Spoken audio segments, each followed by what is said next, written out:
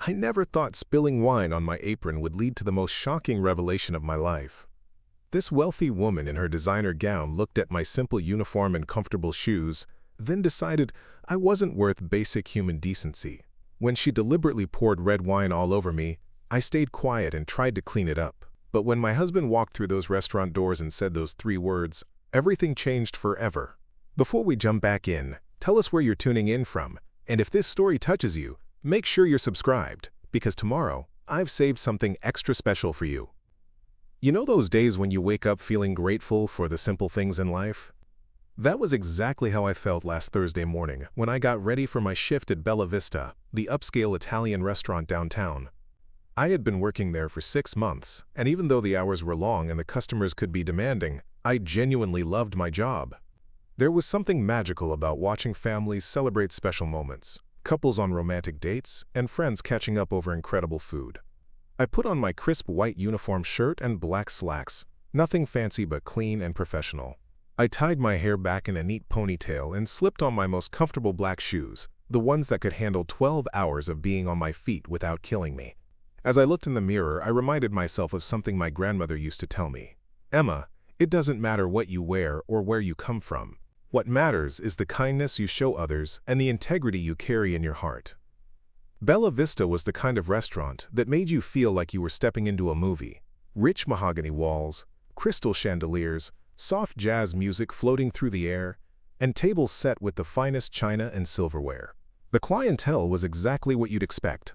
Business executives closing deals over expensive wine, socialites celebrating yet another charity event, and tourists willing to spend a week's salary on one memorable dinner. I had learned to navigate this world carefully, always professional, always respectful, but never forgetting who I was underneath the uniform. When I arrived for my evening shift, the restaurant was already buzzing with activity. The hostess, Maria, gave me a warm smile and handed me my section assignment. "You've got tables 12 through 16 tonight, Emma. There's a big party coming in at 7:30, so be ready." I thanked her and started checking my tables, making sure everything was perfect. Fresh flowers, spotless glasses, properly folded napkins. I took pride in these details because I knew they mattered to the guests, and more importantly, they mattered to me. The dinner rush started right on schedule. I moved between my tables with practiced efficiency, taking orders, serving courses, and making sure every guest felt welcomed and cared for. There's an art to good service that goes beyond just bringing food to a table. It's about reading people, anticipating their needs, and creating an experience that makes them want to return. I had developed that skill over years of working in restaurants, starting as a teenager bussing tables and working my way up. At 7:15, I noticed a commotion near the entrance. The hostess was speaking in hushed, excited tones with the manager, Mr. Richardson. I could see them gesturing toward the main dining room, and there was an energy in the air that suggested someone important had arrived. I didn't pay much attention, though. In a restaurant like Bella Vista, we served important people every night. Politicians, celebrities, business moguls. They were all just customers to me, deserving the same level of service as everyone else. That's when she walked in. I'll never forget the sound her heels made on the marble floor, sharp, commanding, like each step was announcing her presence to the world. She was probably in her late 40s, with perfectly styled auburn hair that looked like she'd just stepped out of a high-end salon. Her emerald green evening gown probably cost more than most people made in several months, and it fit her like it had been crafted specifically for her body. Diamonds sparkled at her throat and wrists, and she carried herself with the kind of confidence that comes from never having to worry about money. She was followed by an entourage of equally well-dressed women, all chattering and laughing as they made their way to table 14, right in the center of my section. I watched as Maria personally escorted them to their seats, fussing over them like they were royalty. The woman in the emerald dress, I later learned her name was Victoria Ashford, surveyed the restaurant with calculating eyes, as if she was evaluating whether it met her standards. As I approached their table with menus and water glasses, I could feel Victoria's gaze on me. She was studying me the same way she had studied the restaurant, taking in my simple uniform, my comfortable shoes, my lack of expensive jewelry or designer accessories. I smiled warmly and began my usual greeting. "Good evening, ladies. Welcome to Bella Vista. My name is Emma, and I'll be taking care of you tonight. Can I start you off with something to drink?" Preparing and narrating this story took us a lot of time, so if you are enjoying it, subscribe to our channel. It means a lot to us. Now back to the story. Victoria's friends were polite and friendly, ordering various cocktails and asking questions about the wine list. But Victoria herself barely acknowledged my presence. She kept looking around the restaurant, whispering comments to her companions that I couldn't quite hear but that made them glance at me with uncomfortable expressions.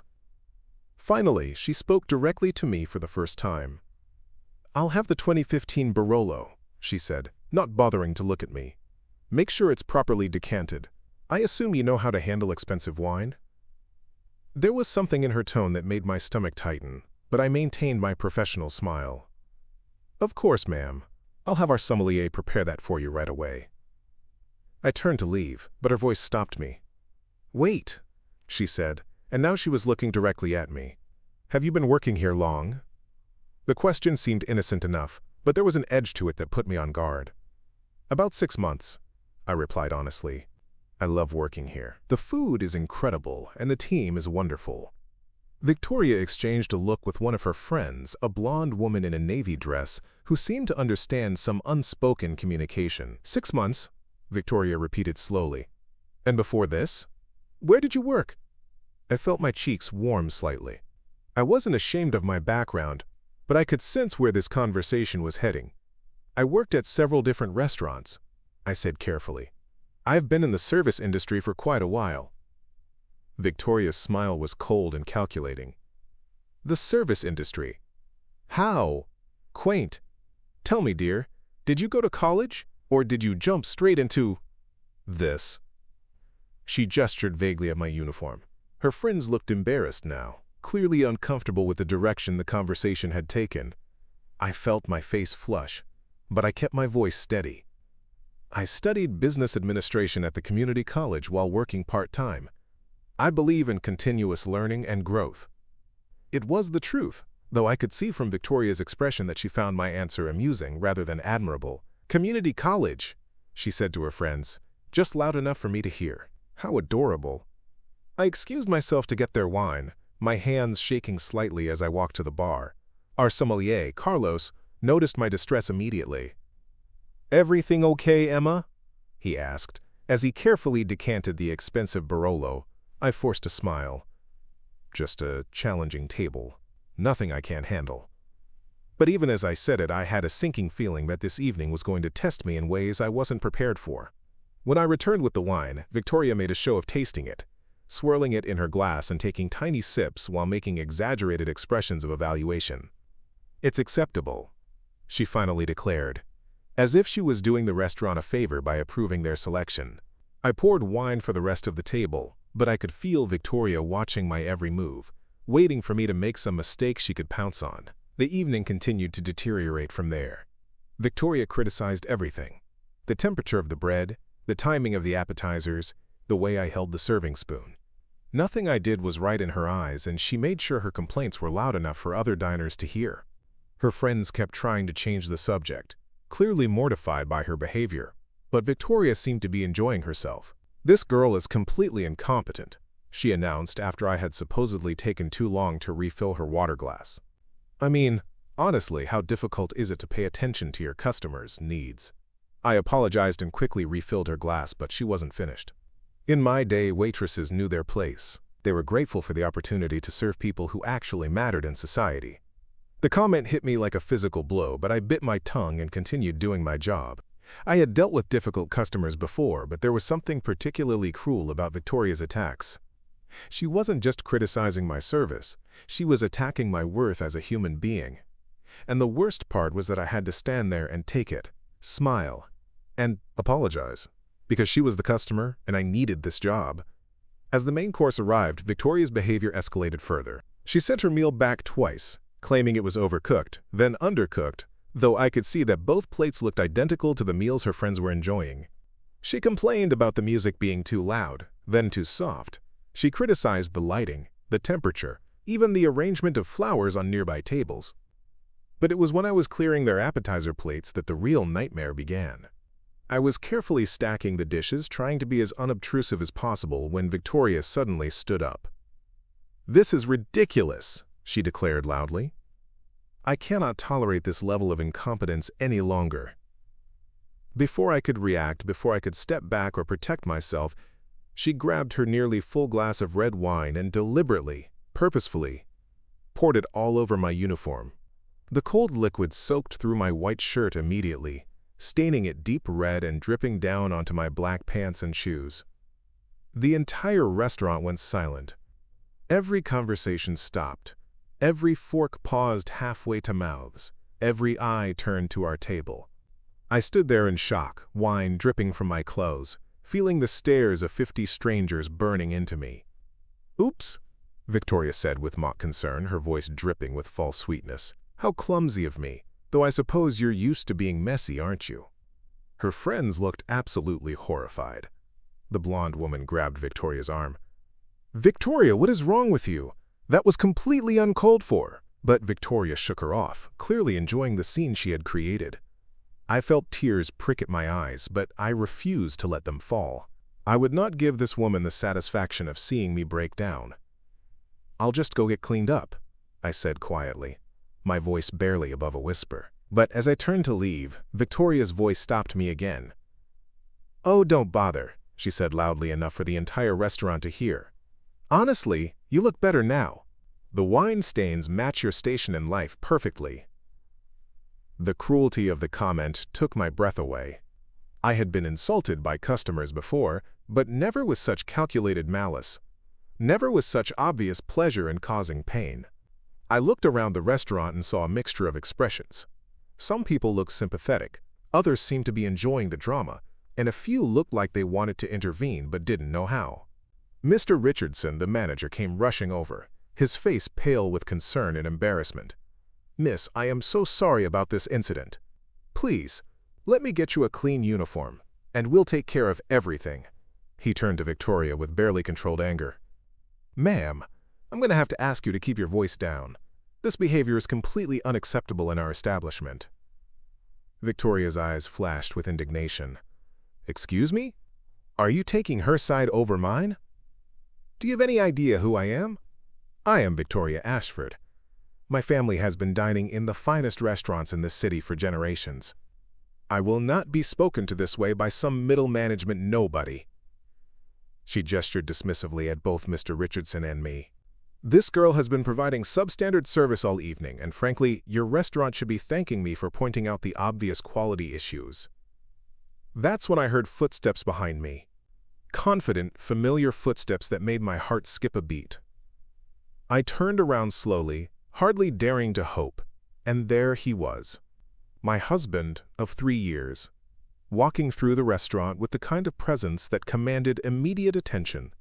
He was wearing his usual simple jeans and button-down shirt, nothing fancy or expensive, but he carried himself with quiet confidence that had always made me feel safe and protected. His eyes took in the scene immediately. Me standing there soaked in wine, Victoria's triumphant expression, the shocked faces of the other diners. I saw his jaw tighten and his hands clench slightly, but his voice when he spoke was calm and controlled. "Emma," he said softly, walking straight to me and ignoring everyone else in the room. "Are you hurt?" I shook my head, not trusting myself to speak. He gently touched my wine-stained shirt, and I could see the anger building behind his calm exterior. Victoria, meanwhile, was staring at him with obvious confusion. "And you are?" she demanded, clearly annoyed that someone was interrupting her moment of triumph.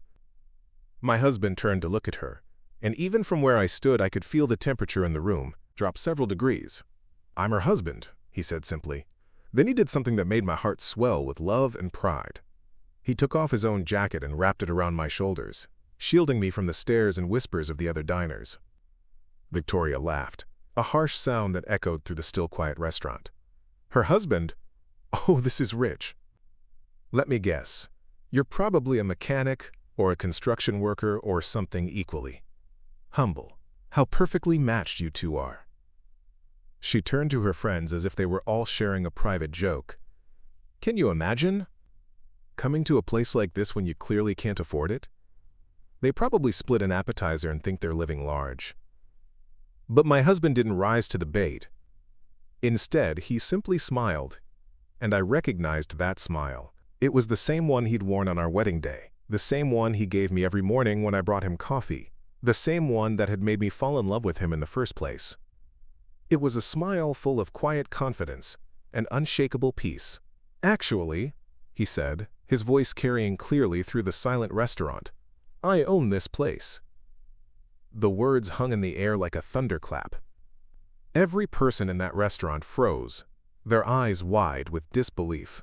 Victoria's smug expression melted away, replaced by something that looked like confusion mixed with the first stirrings of panic. Her friends gasped audibly, their hands flying to their mouths. Mr. Richardson's face went through a series of emotions: surprise, recognition, and then something that looked like relief mixed with absolute terror. "What did you say?" Victoria whispered, her voice barely audible. My husband stepped closer to her, his presence somehow filling the entire space around us. "I said I own this place. Every table, every chair, every bottle of wine in that cellar, including the very expensive bottle you just wasted to humiliate my wife." His voice was still calm, but there was steel beneath the surface that made even me shiver slightly. Victoria's face went through a rapid transformation. The color drained from her cheeks, and she actually took a step backward. "That's impossible," she said, but her voice lacked conviction. "You're wearing jeans. You look so ordinary." My husband smiled again, and this time there was something almost sad in his expression. "You know what I've learned in my years of building businesses, Victoria? The most important people are often the ones you'd never suspect. The quiet ones, the humble ones, the ones who don't need to announce their importance to everyone around them." He gestured around the restaurant, and suddenly I saw it through different eyes. This wasn't just where I worked. This was something my husband had built from the ground up. I opened Bella Vista 3 years ago because I wanted to create a place where people could come together over incredible food and genuine hospitality. A place where everyone, regardless of their background or bank account, could feel welcomed and valued. His eyes found mine, and the love I saw there made my heart ache. When Emma told me she wanted to work here, I thought it would be a wonderful way for her to be part of something I'd created. I never imagined she'd have to endure this kind of treatment. Victoria was shaking now, and her friends had gone completely silent. One of them, the blonde woman in navy, looked like she wanted to disappear into the floor. "I didn't know," Victoria stammered. "How was I supposed to know?" My husband's expression hardened slightly. "You weren't supposed to know anything except how to treat another human being with basic decency. The fact that Emma is my wife doesn't make what you did to her any worse. It was already as bad as it could be." Mr. Richardson stepped forward, his face pale. "Sir, I had no idea you were here tonight. If I had known, I would have handled this situation differently." My husband turned to him with a gentle but firm expression. "Tom, that's exactly the problem. The way you handle situations like this shouldn't depend on who's watching. It should depend on what's right." He looked around the restaurant, addressing not just the manager but everyone who was listening. "Every person who works here, from the dishwashers to the servers to the chefs, deserves to be treated with respect. They're not servants, they're professionals providing a service." I felt tears starting to form in my eyes, but they weren't tears of humiliation anymore. They were tears of pride and love. Own strength shined through first. "You didn't need to come," I whispered to him. He turned to me with such tenderness that I forgot we were in a room full of strangers. "Emma, you're my partner in everything. When someone hurts you, they hurt me too. But more than that, when someone treats any person the way you've been treated tonight, it goes against everything I believe in." Victoria found her voice again, desperation creeping in. "Please, I'm sorry. I made a terrible mistake. I was having a bad day, and I took it out on the wrong person." My husband studied her for a long moment before responding. "You took it out on exactly the person you intended to. Someone you thought couldn't fight back. Someone you thought didn't matter. That tells me everything I need to know about your character." The restaurant was still completely silent, every conversation suspended as people watched this incredible scene unfold. I could see phones being discreetly pulled out, people undoubtedly recording or texting about what they were witnessing. Victoria's social media presence was about to become very complicated, and I could see in her eyes that she was beginning to realize it. "I'll do anything to make this right," Victoria pleaded. "I'll pay for her uniform. I'll write an apology. My husband held up a hand to stop her. "Victoria, you're missing the point. This isn't about money or public apologies. This is about the kind of person you choose to be when you think no one important is watching. He paused, letting that sink in. The fact is, someone important was always watching. Emma was watching. Every person in this restaurant was watching. Those people matter, even if you don't think they do. Carlos, our sommelier, approached hesitantly. "Sir, should I prepare a special table for you and your wife?" My husband shook his head gently. "Thank you, Carlos, but I think we'll be heading home tonight. Emma's had enough excitement for one evening." He turned to Mr. Richardson. "Tom, I want you to comp the entire table's meal, not because of who I am, but because no customer should have to witness what happened here tonight." As we started to leave, Victoria made one last desperate attempt. "Wait, please. I know I made a mistake, but I'm not a bad person. I volunteer for charities, I donate money to good causes. I'm really not usually like this." My husband stopped and turned back to her, and when he spoke, his voice was filled with a sadness that touched something deep in my chest. "Victoria, the measure of a person isn't what they do when it benefits them or makes them look good. It's what they do when they think no one will know or care. Tonight, you showed us who you really are." The blonde woman at Victoria's table finally spoke up. "She's right, you know, she does donate to charities. She's on the board of the Children's Hospital Foundation."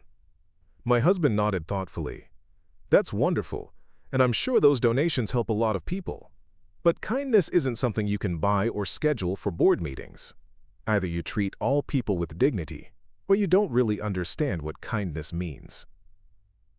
As we walked toward the exit, I noticed something beautiful happening around us. Other diners were standing up, not to stare or gawk, but to show respect. A few people actually started clapping softly. An elderly gentleman at a corner table caught my eye and gave me a small nod that seemed to say, "You handled that with grace." A young mother with her teenage daughter whispered something to her child and pointed at me, and I realized she was using this moment as a teaching opportunity. Near the door, a waitress from another section stopped us. "Emma," she said softly, "I want you to know that what you did tonight, staying professional, keeping your dignity, that took real strength. You should be proud." Her words meant more to me than she could possibly know. Recognition from a fellow server, someone who understood the challenges we face every day, was worth more than any apology Victoria could offer. My husband noticed the interaction and smiled. "You know what I love about Emma?" he said to the waitress, but loud enough for nearby tables to hear. "She doesn't need to own a restaurant to treat people with respect. She was doing that long before we met, and it's one of the reasons I fell in love with her." The simple honesty of his words made my heart flutter just like it had on our first date. Outside the restaurant, the cool evening air felt like a blessing after the suffocating tension inside. My husband wrapped his arms around me, and for the first time since the wine incident, I felt truly safe. "I'm sorry you had to go through that," he murmured. For this man who could have revealed his identity at any point but chose instead to let into my hair. I pulled back to look at him. "I'm not sorry," I said, surprising myself with the conviction in my voice. "I learned something important tonight." He raised an eyebrow, curious. "What's that?" I thought for a moment, trying to put my feelings into words. "I learned that my worth isn't determined by what other people think of me." Victoria tried to make me feel small, worthless, insignificant. But standing there, covered in wine, and facing her cruelty, I realized something. She had all the money, all the designer clothes, all the social connections. But I had something she didn't. I had integrity. I had compassion. I had the ability to treat others with kindness, even when they didn't treat me the same way. My husband's eyes filled with pride and love. "You've always had those things, Emma. That's why I knew from the moment we met that you were special." He paused, looking back at the restaurant. "You know, I built this place hoping to create something meaningful. But watching you tonight, seeing how you handled yourself with such grace under pressure, I realized that the most meaningful thing about Bella Vista isn't the food or the ambiance. It's the people who work here, people like you who bring heart and humanity to everything they do." As we walked to the car, I reflected on the evening's events. Yes, I had been humiliated and attacked. Yes, I had been judged and found wanting by someone who didn't even know me. But I had also discovered reserves of strength I didn't know I possessed. I had maintained my dignity in the face of cruelty. I had shown kindness to someone who showed me none. And perhaps most importantly, I had learned that the opinions of people like Victoria Ashford don't define me. "What happens now?" I asked as we got into the car. My husband was quiet for a moment, thinking. "Now we make sure this never happens to anyone else. I'm going to implement new policies, better training for management, clear consequences for customers who abuse our staff. But more than that, I want to use this experience to start conversations about how we treat service workers, about the dignity that every job deserves." 3 weeks later, I returned to work at Bella Vista. Word of that night had spread through the service industry community, and I found myself something of a local celebrity among restaurant workers. But more importantly, real changes had been made. New training programs were in place, staff felt empowered to stand up to abusive customers, and there was a renewed focus on creating an environment where everyone, staff and customers alike, felt valued and respected. Victoria Ashford never returned to Bella Vista, but I heard through various channels that the incident had affected her more than she let on that night. According to mutual acquaintances, she had indeed started attending therapy sessions and had increased her volunteer work, this time focusing on organizations that supported working families and service industry employees. I hoped it was genuine growth and not just damage control. 6 months after that horrible and wonderful night, my husband surprised me with something extraordinary.